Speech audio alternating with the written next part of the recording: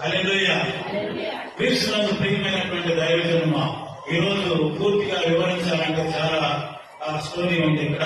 కాబట్టి యేసు ప్రభు వారు మనవుల్ని ఎర్రటి రక్తముతోటి, మన పరిశుద్ధ రక్తముతోటి, ఎడ్ల యొక్కయు, కోడల యొక్కయు, మేకల యొక్కయు ఏటి వల్ల రక్షణ లేదు. కానీ ప్రభు అయిన యేసు క్రీస్తు పరిశుద్ధులైన దేవుడు పరలోకం నుండి దిగి వచ్చినటువంటి ఆయన పరిశుద్ధ రక్తం ద్వారా విమోచించబడినటువంటి వారు మనము సభలు పడిన. కాబట్టి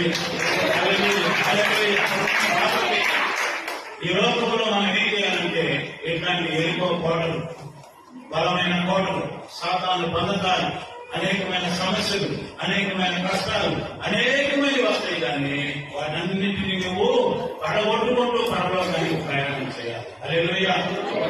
ఎట్లా పడగొడతామంటే నీ వల్ల ఇక్కడ ఎదుర్కో కోట వాడిని ప్రధాన